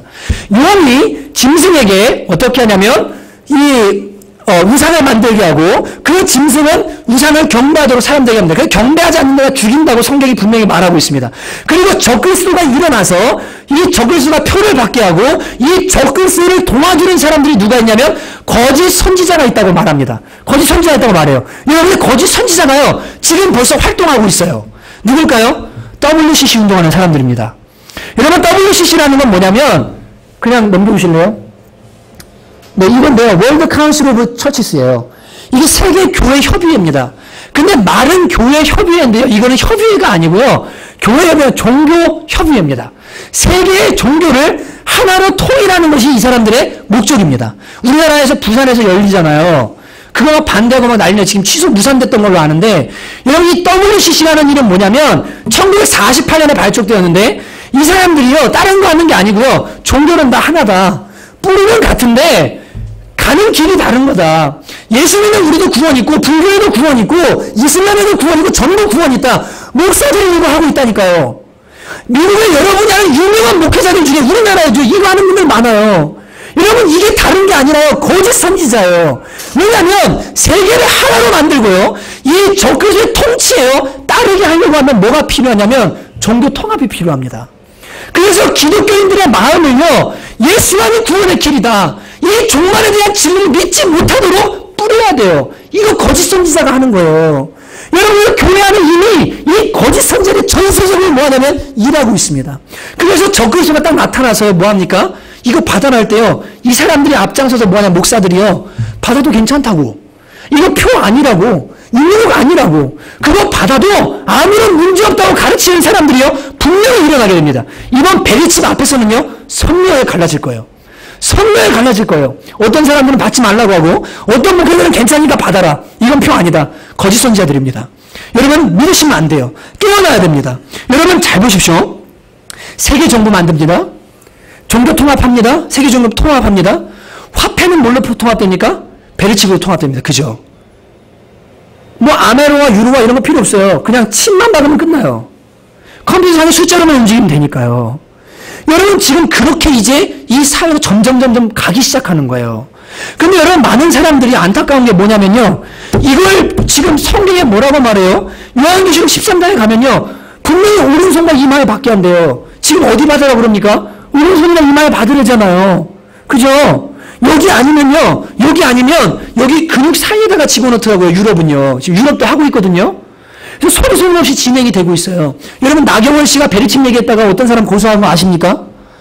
베리칩 얘기를 나경원 씨가 꺼냈는데 그 얘기를 트위터에서 듣고 바로 어떤 사람이 나경원 베리칩과 관련이 있다고 딱 고소를 했는데 자기 트위터에 그걸 내려버리고 글 올린 사람을 명예훼손으로 고소했습니다. 이런 만약에 우리 박 전사님 믿고 제가 있는데 제가 박 전사님 베리칩 알아요? 박 전사님 저 베리칩 모르는데요? 근데 왜 어디 보니까 뭐 박 전사님 베리칩 얘기하셨던데요? 그러면은 저 그거 상관없는데요? 그런 적 없는데요? 몰라요 그거? 끝이잖아요. 근데요, 나경원 씨가 베리칩 얘기를 했는데요, 이 베리칩 얘기를 했다고 말한 사람을요, 바로 고소해버렸어요. 명예훼손으로. 왠 줄 아세요? 정치인들도요, 베리칩이 뭔지 다 압니다. 기독교에서 이것을 싫어하고 성경이 말하는 표와 관련이 있다는 걸요, 전부 알아요. 근데요, 이게 어떻게 우리나라에 진행될지 모르겠지만, 뒤에서 암암리에요, 진행이 되어 가요. 이미 삼성은요, 여기 만드는 일에 동참이 되었어요. 그리고 미국에는 8천만 개를 만들어서 시행되자마자 완성된 베리칩을 꽂을 준비가 다 되어 있습니다. 여러분, 지금 무슨 이게 저 먼 나라 얘기니까 괜찮겠지. 그리고 우리나라는 아직 안 왔으니까 큰 문제 없지. 여러분, 그럴 때가 아니라 아까 말씀드렸잖아요. 이게 언제 올지 몰라요. 저 그리스도가 누군지도 모르고요. 성령이 드러나게 하겠지만 여러분, 주님이 도저히 오는 것처럼 평화하다 할 그때 주님이 오시겠다고 분명히 성경에 말씀하셨습니다. 지금 제가 말씀드리고 싶은 것은 때가요, 진짜로 가까이 왔어요. 정말 가까이 왔어요. 여러분, 그래서 이 대배도, 대환란, 그 다음 적그리스도가 나타나서 육육이 표마다라는 이 사건이 일어나면서 그 다음에 징조들이 또 일어나는데 그게 뭐냐면 난리의 소문들을 듣겠고 지진과 나라의 전쟁들이 일어나고 찌르는 소문들을 들을 것이다. 예수님께서 말씀해 주셨습니다. 여러분, 지금 여러분과 저에게 들리는, 우리에게 들리는 혁명의 소식들, 전쟁의 소식들, 기근의 소식들, 여러분, 이런 것들이요, 시간이 지날수록 더 일어날 겁니다. 그리고 어쩌면 테러라는 이름으로요, 난리의 소문들 있잖아요. 자연재해, 쓰나미 들리죠. 테러가 일어나서 막 사람들 죽었다고 하죠. 이런 소문들이 곳곳에서 이제는 마구 동시다발적으로 일어나는 그때가 되면 곧 끝이 온다. 끝이 온다고 주님 하셨어요. 그리고 나서 세 번째 마지막 징조가 뭐냐면 자연계에 있는 대변혁이 일어납니다. 그때 자연계에 완전히 변혁이 일어나면서 하늘의 별들이 떨어지고 막 이 베드로서에 나오는 것처럼 막 땅의 권능들이 흔들리고요. 하늘의 권능들이 흔들리고요. 하늘이 막 종이축말이 말리면서 진짜 이 지구에 드디어 종말이 오러가는 그런 역사가 실제로 일어나는데 그것과 동시에 누가 오시냐면 예수님이 재림하신다고 성경이 말하고 있습니다. 이게 성경이 가르쳐주는 예수님이 말씀해 주시는 재림의 전체 내용인 거예요. 전체 내용입니다. 여러분, 네덜란드에는요, 술집에 들어갈 때, 클럽 들어갈 때 VIP가 되려면요, 이 베리치가 된 VIP를 해줘요. 돈이 많든 없든 상관없어요. 그냥 받기만 하면 VIP 대우를 해줍니다. 그래서 줄 안 서고 그냥 들어가요. 사람들에게 정책적으로 베리칩의 편리함을 알려주고 계속 뭐 하냐면 계속 주입을 시켜주는 거예요. 그리고 광고들을 보면 유용하다. 자녀들의 안전을 지킬 수 있다. 그리고 이거 있어야 경제활동하는데 안전하다. 자꾸만 이런 식으로 광고를 해서 사람들 속에 뭐 하냐면 공포심도 불어넣고 그리고 베리칩이 마치 새로운 세계로 가는 것처럼 이렇게 만들어 갑니다. 근데 여러분, 이 칩을 넣어서 이걸 있잖아요. 넣을 때 이 바깥에 어떤 제 이름 정확히 모르겠는데 물질이 있어요. 그게 이 세포들과 함께 딱 이렇게 고착을 시켜주거든요. 근데 제가 이제 상상을 해봅니다. 이 고착시킨 그 베리칩을요, 넣었다 뺐다를 반복하진 않을 겁니다. 그죠? 반복하진 않을 겁니다. 그러니까 이미 그 기술자들은 말하기를 베리칩은 완성형이라고 말합니다. 이게 무슨 신원정보 정도가 아니라 이거 가지고요, 경제활동도 다 할 수 있고요, 이미 시스템이 다 구축이 되어 있어서 완성형이라고 말해요. 그러니까 주사기로 집어넣어서 여기다 본드 같은 게 합착이 돼서 딱 붙는데요, 그 붙은 거를 빼고 넣고 할 필요가 없이 그냥 한 번에 끝내려고 만들어낸 완성형이라고 말합니다. 근데 이게 왜 또 사탄의 일이냐면요, 어제 묵상하다는 그런 마음을 주셨어요. 유전자라는 것은요, 하나님만이 만드셔서 우리에게 주신 고유한 겁니다. 그죠? 맞죠? 유전자가 다르고 유전 정보가 다르기 때문에 저와 여러분이 구별되고 사람들이 구별되는 거예요. 근데요, 사단이요, 사람 속에다가 새로운 세포를 넣는 거예요. 너를 식별할 수 있는 거. 예, 창조주의 영역입니다. 하나님의 영역인데 그 일을요, 사단이 하는 겁니다, 지금. 그래서 이건요, 인권 문제도 있지만 이건 제가 볼 때는요, 하나님 기뻐하지 않는 일이 분명해요. 몸에다가 칩을 넣어서 그것을 가지고 그 사람을 식별하고 그것으로 그 사람을 규정하고 그 사람을 판단하고 그 사람의 모든 것을 통제할 수 있는 이것은요, 하나님께서 원하시는 바가 분명히 아닙니다. 그래서 여러분, 이제 베리칩이 논란이 많잖아요. 이제 오늘 베드로후서 말씀 가지고 결론을 내려드릴 텐데, 여러분이 여기에 막 너무 두려운 신경과민하실 필요는 없습니다. 그러나 이제 조금 시간이 지나면 아, 이 베리칩이 성경에 말하는 666표가 맞구나 라는 거를 아실 때가 이제 느낄 때가 오게 될 거예요. 여러분, 그때 꼭 기억하셔야 되는데, 레미제라블 영화 혹시 보신 분 계세요? 거기 보면 장발장이 빵 하나 훔쳐서 몇 년 복역하죠? 19년을 복역합니다. 탈옥하려고 하다 복역하고 보면 19년을 복역합니다. 성경에 보면 에서가 사냥을 하다 배가 고파가지고 팥죽 한 그릇을 먹고 싶어서 동생이 팥죽을 끓이고 있는데요. 야, 너 그 뭐냐? 그러니까 팥죽이다 그랬더니 너 그거 나 줘라. 형, 그러면 형이 가진 장자권 나한테 주세요. 장자의 축복 주세요. 그때 에서가 어떻게 합니까? 그깟 장자의 축복이 무슨 필요가 있냐. 지금 배고파 죽겠는데. 그리고는 팥죽을 먹고 장자의 축복을 팔아버립니다. 그리고 그가 나중에 에서가 눈물을 흘리면서 축복을 구하되 그에게 빌어줄 축복이 없었어요. 여러분, 마지막 때 똑같아요. 베리칩을 받아라 라고 합니다. 그리고 이거 받지 않으면 사회 격리될 수 있습니다. 사회 통합을 저해하는 사람들로 찍혀서 엄청난 불이익을 당할 수 있고 나중에 성경에 말하는 것처럼 생명도 잃을 수 있는 위기까지도 올 수 있습니다. 여러분, 그러나 우리 육신의 삶이 다가 아니라는 걸 기억하셔야 돼요. 이 땅에서 죽으면요, 영원한 천국이 있다는 거. 나의 구원자 예수님이 다시 오셔서 이 땅의 것들 볼수하시고 우리를 구원하시는 이 확실한 믿음, 이거 붙들고요, 타협하시면 안 돼요. 어떤 대가를 지불하더라도요, 내가 팥죽 한 그릇에다가 천국의 축복을 바꾸지 않겠다. 내가 이 땅에서 조금 더 사는 것 때문에 3, 4년, 여러분 7년이 진짜라면 그 7년, 그것 때문에 내가 이 영원한 생명을 바꾸지 않겠다. 이런 이 믿음을 확실히 가지셔야 됩니다. 그래서 오늘 베드로 사도는요, 뭐라고 말하면 종말에 대해서 얘기하면서 이럽니다. 너희가 거룩한 행실과 경건함으로 그날을 사모해라. 그러면서 마지막에 뭐라고 하냐면 이렇게 말해요. 주 예수 그리스도의 은혜와 저를 아는 지식에서 뭐하라고 그럽니까? 자라가라라고 말합니다. 여러분, 이 마지막 때가 다가올 때요, 중요한 거 하나 있는데요. 그냥 무슨 뭐 이렇게 막 종말론 막 공부해가지고 막 이게 맞나 저게 맞나 이게 중요한 게 아니에요. 여러분과 제가 예수 그리스도를 알고 있느냐, 진짜로 알고 있느냐. 여러분, 누가 설명해줘서가 아니고요, 내 안에 살아계시고 영원한 나의 구원주 되시는 예수 그리스도, 내 목에 칼이 들어온다 할지라도, 설령 내 자녀의 생명을 잃는다 할지라도 내가 부인할 수 없는 살아있는 그 주님, 여러분 그 주님을 알고 있느냐. 여러분, 이게 가장 중요한 문제입니다. 이게 제일 중요해요. 여러분, 공부 많이 하고 공부 많이 했는데요, 실제적으로 위험이 다가올 때요, 아, 나 주님 진짜 왕 계신 것 같아. 모르겠어. 진짜 뭐 종말이 오겠어? 천국이 진짜 있는 거야? 나 잘 모르겠는데? 반드시 배신합니다. 근데요, 주님 만난 사람 알아요. 주님을 분명히 아는 사람, 예수님을 진짜로 아는 사람, 부부가 얼굴을 만지고 누구야 부르면 누구냐고 저 사람 어떤지 아는 것처럼 그렇게 얼굴에 아는 것은 예수님을 아는 사람, 이 사람들은요, 종말이 다가와도요, 어떤 환난이 와도요, 절대 믿음 포기 못합니다. 절대 믿음 포기 못해요. 그래서 여러분, 오늘 여러분 안에요, 한 가지 질문하셔야 돼요. 제일 급한 질문이 그게 뭐냐면, 내가 그리스도를 진짜 아는가? 정말로 그분을 아는가? 여러분, 교회에서 설교자가 말해준 예수님 말고, 어려서부터 모태신앙으로 들어온 그 조각지식으로 알고 있는 예수님 말고, 바울이 사도행전 9장에 만난 그 예수님, 진짜로 내가 인격적으로 개인 대 개인으로 만난 그 예수님, 나의 죄를 위해서 십자가에 죽어주시고 나의 구원자가 되신 그 예수님, 내 마음에 와 계신 예수님, 지금도 천국에서 나를 바라보는 그 예수님, 내가 그분을 진짜로 아는가? 여러분, 이거 확인하셔야 됩니다. 이것만 있으면요, 두려울 게 없어요. 왜냐하면 그분의 은혜, 그를 아는 것, 여러분, 이것만 있습니다. 요한복음 10절에 뭐라고 말합니까? 영생은 하나님과 그 아들 예수 그리스도 그의 보내신 자를 아는 것이 뭐라고 합니까? 영생이라고 말합니다. 그러니까 예수님을 분명하게 알고 있으면요, 종말이 다가와도요, 두려울 이유가 없어요. 두렵긴 하죠. 그러나 나의 구원과 이 진리가 확실하기 때문에 절대 믿음을 배반하지 않습니다.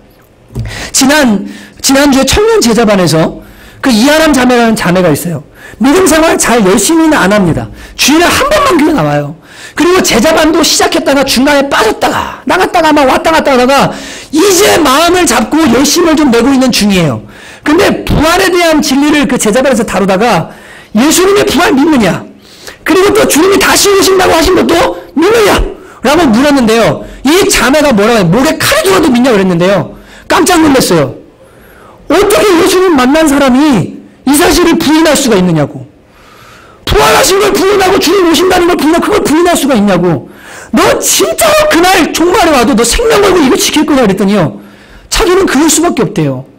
여러분, 내가 실제로 죄 짓고요, 약하고요, 아직도 약함이 있어요. 아직 경건하지 않을 수 있어요. 그러나 이 마음속에 예수 그리스도, 부인할 수 없는 나의 구세주, 십자가를 알려 죽으신 주님, 나는 그분 붙들어낸다. 이 믿음이 분명한 사람은요, 세상 속에서 살다가도요, 주님의 호박소리가 들어서 오라 그러면 오게 됩니다. 돌아오게 돼요. 믿음 지키게 돼요. 여러분 오늘 여러분 속에 질문해 보십시오. 진짜로 여러분 제가 그냥 아는 걸 얘기하는 거 아니에요. 머리 말고요. 온 인격으로요. 진짜 내가 주님을 아는가? 여러분 진짜 주님 아십니까? 그리고 주님 여러분 마음에 계시고요. 그분과 동행하십니까? 여러분 이거 확인하셔야 됩니다. 그래서 마지막 때 666 표가되라고 그러잖아요. 근데 성경은 뭐라고 말합니까? 이마에 천사가 인친 사람들 있죠. 그 사람들 구원하라고 합니다. 이게 뭐냐면요. 성령이 있는데 이게 예수님 아는 사람들이에요. 그래서 이 표를 가진 사람, 성령의 표를 가진 사람은요. 절대 이 666 표를 받을 수가 없어요. 왜냐면 내 안에 이미 표가 있으니까요. 그래서 이 표가 이제 소속을 보여주거든요. 넌 세상에 속했냐? 하나님께 속했냐? 여러분과 제 안에 이 확실한 표, 글씨를 아는 표, 여러분 이거 갖게 되시기를 주님의 이름으로 축복합니다. 이게 확신하지 않으면 구하십시오. 하나님께 나아가는 자는 반드시 그가 계신 것과 그가 자기를 찾는 자들에게 상 주시는 이심을 믿어야 한다고 했습니다. 여러분이 그분이 계시고 그분을 내가 알고 있다는 이 믿음이 없잖아요. 그러면 상 받을 수가 없어요. 그리고 또 하나 여러분 마지막 때 될 게 뭐냐면요. 이제 그분을 아는 지식에서 자라가야 됩니다. 여러분 재테크 열심히 하세요. 뭐 세상 지식 많이 하세요. 그거 다 불필요한 거 아닙니다. 열심히 살아야 돼요. 근데요. 여러분과 제가 가져야 될 최고의 지식이 뭐냐면 예수님을 아는 지식이 있잖아요. 거기에다가 집중하셔야 돼요. 성경 읽고 말씀 보고 공부하고 그래서 그날 주님 딱 오실 때요. 내 사모하는 주님 제가 기다렸습니다. 보고 싶었습니다. 여러분 남편이 멀리 출장 가요. 전화로 내가 좀 이따 갈게. 기다리잖아요. 그것처럼 말씀 보면서 주님의 편지 보면서 주님 곧 오시겠구나. 주님 어서 오십시오. 하는 그 주님을 아는 지식, 그분을 사랑하는 마음, 여러분 이거 가지는 게요. 뭐냐면 가장 우리에게 필요한 겁니다. 이것만 영원토록 남거든요. 이게 되면요. 거룩한 행실과 경건함은요. 바로 되게 돼 있어요. 왜냐하면 여러분 진짜 이 종말 신앙을 갖잖아요. 내일 주님이 오실지 모른다고 지금 정말 마지막 때가 온 것 같아. 정신이 바짝 들어. 근데요. 술집에 가가지고요. 니나노 하면서 막 술 마시고 막 여자들이랑 막 놀면서 여러분 거기 믿는 사람이 있을 수가 있겠어요? 안 돼요. 안 됩니다. 내가 주님 언제 오실지 모르는 이 시대에 내가 진짜로 주님 앞에 거룩하게 있어야 되겠다. 그래서 이 종말에 대한 분명한 인식이 우리를 거룩함으로 정결함으로 이끌어줍니다. 주님 언제 오실지 모르는 내가 준비하고 있어야지. 내가 오늘도 거룩하게 살아야지. 여러분 이게요. 이 신앙이 회복되면 거룩함이 회복되어지는 거예요. 자, 여러분과 제 안에 이것들이 회복되는 그런 날이 되시기를 주님의 이름으로 축복합니다. 제가 여러분 진짜 오늘 1시간을 막 다다다다다다 달려온 거거든요. 사실 이 내용이 정말 많아요. 앞으로도 가끔씩 한 번씩 이렇게 이제 보게 되겠지만 진짜 많은 내용들이 있습니다. 그리고 이것은요. 제가 어디 무슨 뭐 이렇게 여러분 뭐 이렇게 종말론 얘기해가지고 겁줘서 헌금 많이 하세요. 저 이런 사람 아닌 거 아시잖아요. 예. 우리 교회가 그런 교회도 아닌 거 아시잖아요. 예, 헌금 봉투조차도 뭐 이름 쓰는 것도 잘 안 하려는 교회인데 여러분 때가요. 진짜 가까이 왔습니다. 그리고 언제가 될지 몰라요. 여러분 주님 아는 그 지식 붙드십시오. 그리고 그 지식을 추구하십시오. 그래서 주님 오실 때 부끄러움 없이 하나님 앞에 다 천국 가는 저와 여러분이 되시기를 주님의 이름으로 축복합니다. 여러분 이 시간 함께 찬양했으면 좋겠는데 그거 좀 찾아주실 수 있을까요? 주님 다시 오실 때까지. 네. 거기 아마 PPT 악보들 중에 있습니다. 여러분 이 찬양 부르면서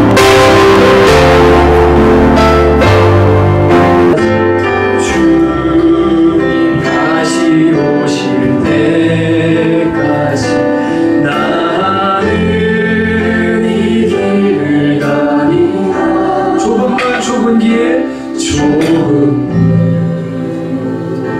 좁은 길 나의 십자가 지고 나의 십자가 지고 나의 가는 이 길 끝에서 나의 가는 이 길 나는 주님을 보리라 나는 주님을 보리라 내가 알고 있는 그 예수님 영광의 연애 내 주님 내 주님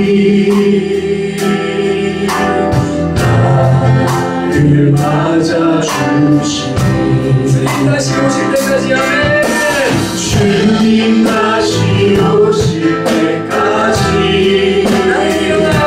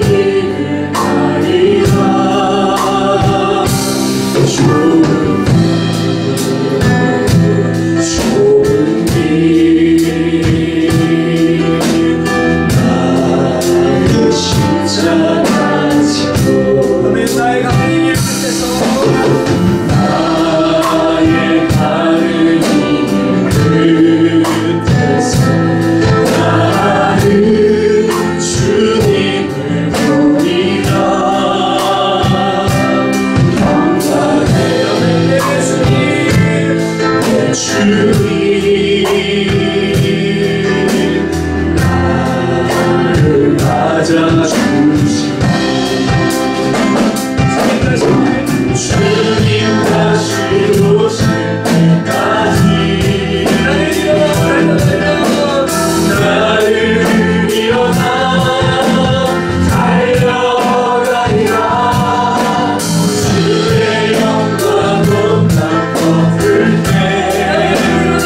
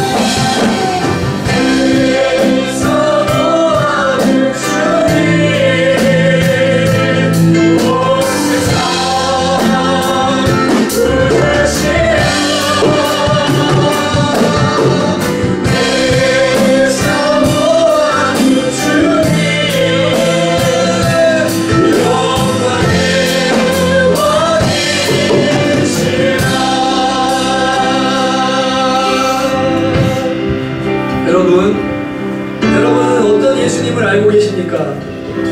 내가 힘들 때 눈물을 닦아주는 소수와 같은 예수님, 모세의 지팡이처럼 내가 어려울 때 홍해를 갈라주는 예수님, 내가 지쳐서 쓰러질 때 위로해주고 나를 업고 뛰어가주는 그런 능력의 예수님, 슈퍼맨 같은 예수님. 이런 예수님은 많이 알지만 정말 살아계시고 온 우주의 주인이 되시고 마지막 날 이 땅을 심판하실 예수 그리스도, 나의 유일한 구원자 예수 그리스도, 그분을 인격적으로 알고 믿는 사람들은 많지 않습니다.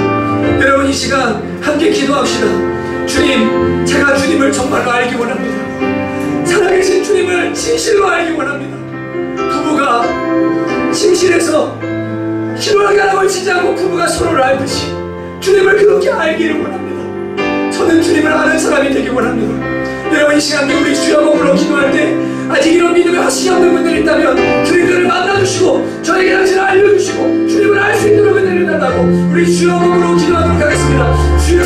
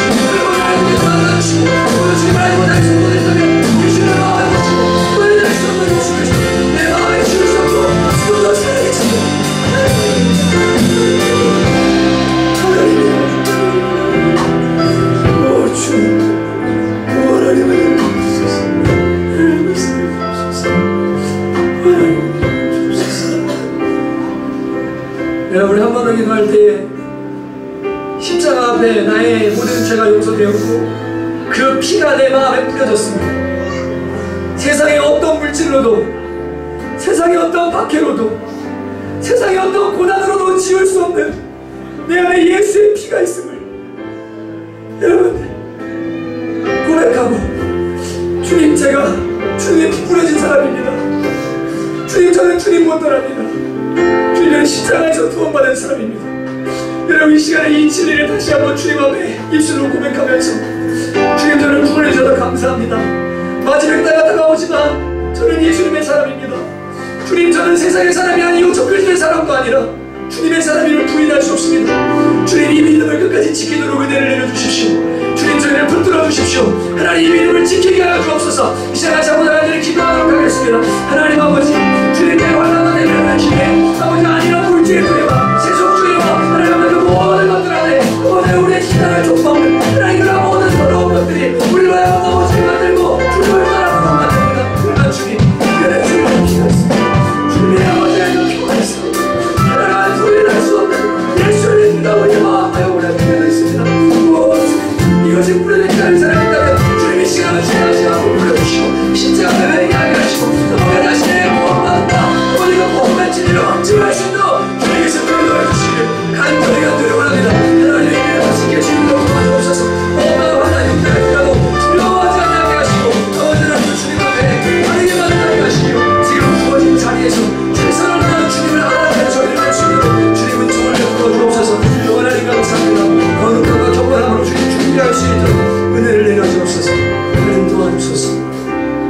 여러분, 마지막으로 기도할 때, 아니 한 가지 더 기도할 건데요, 기도하실 때 거룩한 행실과 경건함으로 하나님의 나라를 사모하라고 말씀하십니다.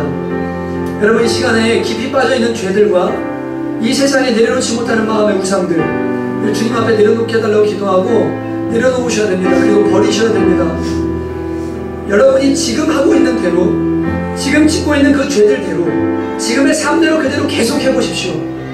여러분, 언제 돌이킬 수 있을 것 같습니까? 못 돌이킵니다.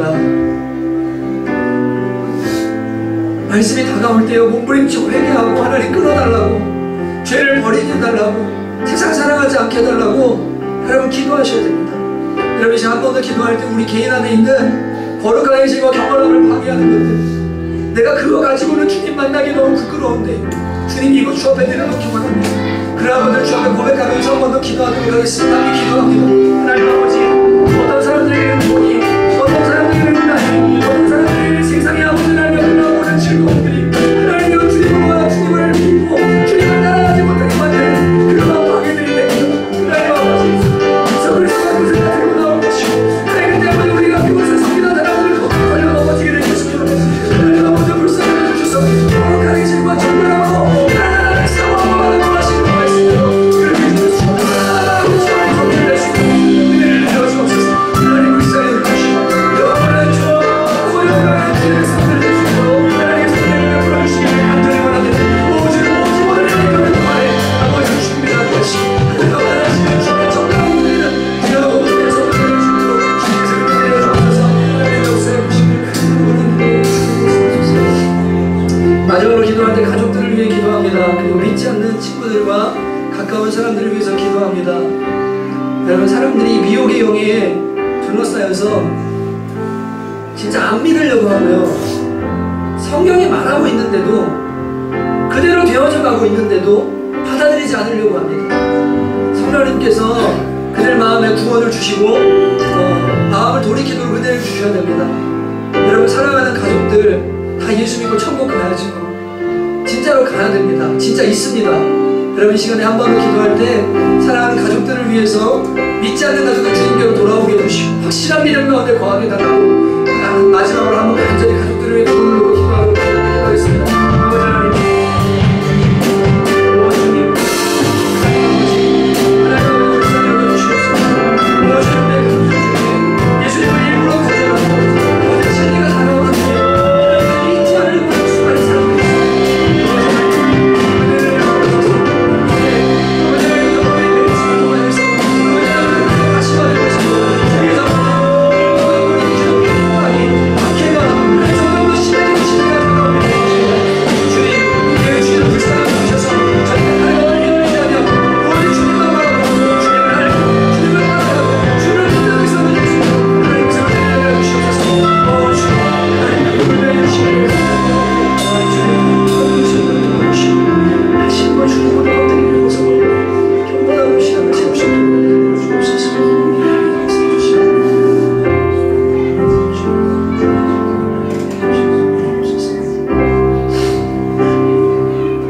하나님 아버지, 때가 차오는 것을 많은 믿음의 사람들이 느낍니다.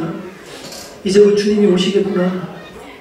예전에는 이단들이 잘못 해석하고 잘못 느꼈었는데 이제는 교회에 성령을 모신 사람들이 느끼기 시작합니다. 문 밖에서 신랑이 온다고 문 두드리는 소리가 들리는 때에 우리가 살고 있습니다. 주여, 이 땅의 것들에 취하지 않도록 은혜를 내려주시옵소서. 저 그리스도가 그것을 무기 삼아 경배를 요구할 때 땅의 것을 섬겼던 사람들은 거기에 무릎을 꿇게 될 것입니다. 그러나 우리는 오직 예수 그리스도만을 섬기기 원합니다. 주님, 사랑하는 청하교회 성도들 기억해 주시옵소서. 모태신앙이든 무슨 직분을 가지고 있든 상관없이 예수님을 진짜로 아는 사람들이 될 수 있도록 도와주시고, 그분이 마지막 날 이 땅에 오셔서 그분을 믿고 어디로 인도하든지 따라갔던 사람들을 구원하시며 영원한 천국에서 왕노릇하게 하실 것을 믿을 수 있도록 주님 은혜를 내려 주옵소서. 어차피 사람은 한 번 죽습니다. 병으로도 죽고 술로도 죽고 하나님 사고로도 죽습니다.